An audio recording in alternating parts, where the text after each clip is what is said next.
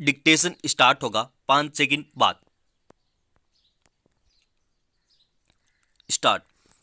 महोदय, स्वैच्छिक संगठनों के सामने सबसे पहली चुनौती नागरिक समाज को निर्मित करने की है।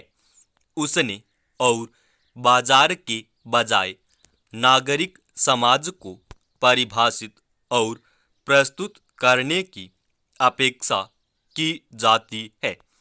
ऐतिहासिक रूप से हमारे देश में राज्य और उसकी एजेंसियों को हर तरह के सामाजिक आर्थिक विकास का वाहक मान लिया गया है।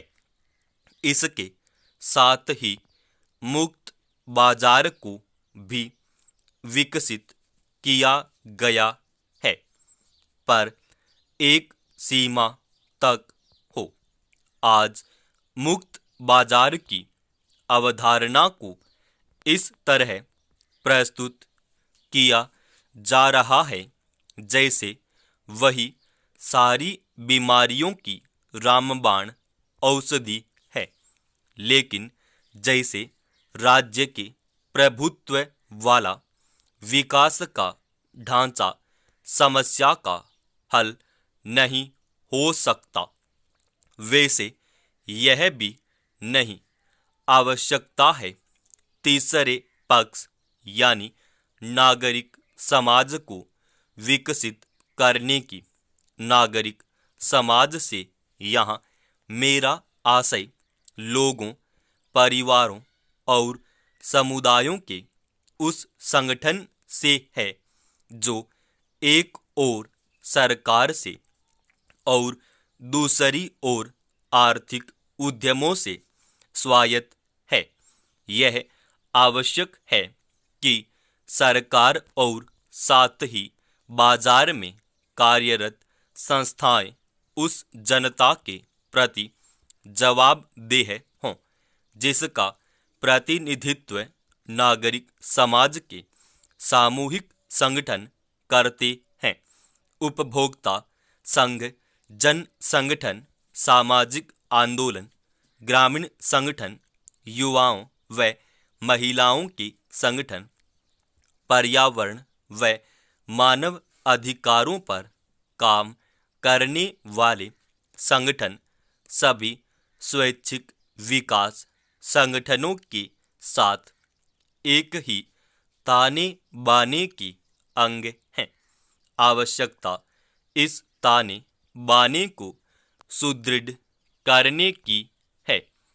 टिके रहने की चुनौती से आशय केवल भौतिक रूप से टिकाऊ होने मात्र से ही नहीं है, बल्कि इसका आशय इस बात से भी है कि आने वाले समय में स्वैच्छिक संगठन अपने स्वयं के संसाधन किस प्रकार निर्मित करेंगे।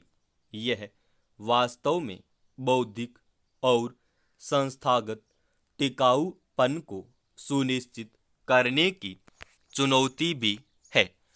हो सकता है कुछ संगठनों ने अपनी समस्याओं का हल निजी तौर पर निकाल लिया हो, पर इस संबंध में सामूहिक और क्षेत्रीय सोच आवश्यक है, जिसका अभाव नजर आता है।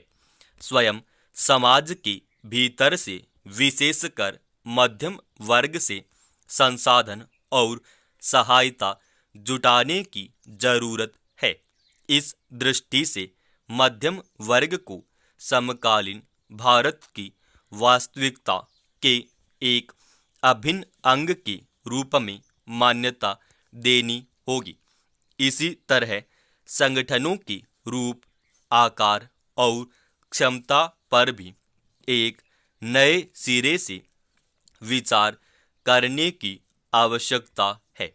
बदलते हुए राष्ट्रीय और अंतर्राष्ट्रीय संदर्भ में यह आवश्यक है। आज के दशक में जो बातें प्रासंगिक थी वे आगे के दशक में भी प्रासंगिक हों, यह आवश्यक नहीं। अध्यक्ष महोदय, मैं आपका आभारी हूं कि आपने मुझे बोलने का अवसर दिया। इस देश के वर्तमान भारी संकट के समय में और विशेष रूप से उस समय जबकि हम लड़ाई से अभी निवृत्त हुए हैं और आकाश में लड़ाई के बादल दूसरी तरफ से आने शुरू हुए हैं, हमारे वित्त मंत्री ने जो बजट पेश किया है वे इसके लिए बधाई के पात्र हैं। यद्यपि भिन्न भिन्न पहलुओं को लेकर आलोचनाएं की गई हैं, लेकिन यदि उनकी कठिनाइयों को भी देखा होता कि राष्ट्र को किन किन संकटों का सामना करना पड़ रहा है, इस बात पर भी अगर मेरे से पहले बोलने वाले वक्ताओं ने विचार किया होता तो मेरा विश्वास है कि उनकी आलोचनाओं का आधार कुछ दूसरा होता। उन्होंने ऐसे कठिन अवसर पर यह एक संतुलित बजट पेश किया है, उसके लिए मैं उन्हें बार बार बधाई देता हूँ। लेकिन साथ ही साथ मैं अपना यह कर्तव्य समझता हूँ कि कुछ ऐसे विचार भी उनके सामने प्रस्तुत करूँ जिससे उनकी कठिनाइयाँ कुछ हल हो जाए।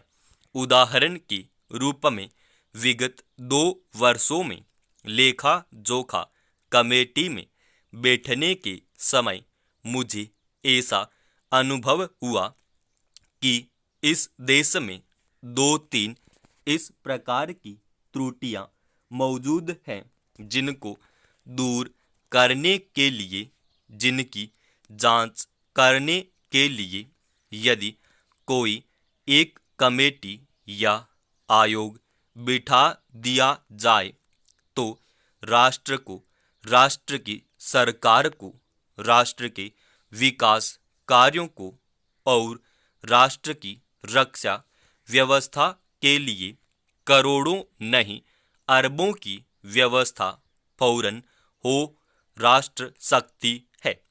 केवल शासन को जागरूक होकर कुछ कदम उठाने की आवश्यकता है।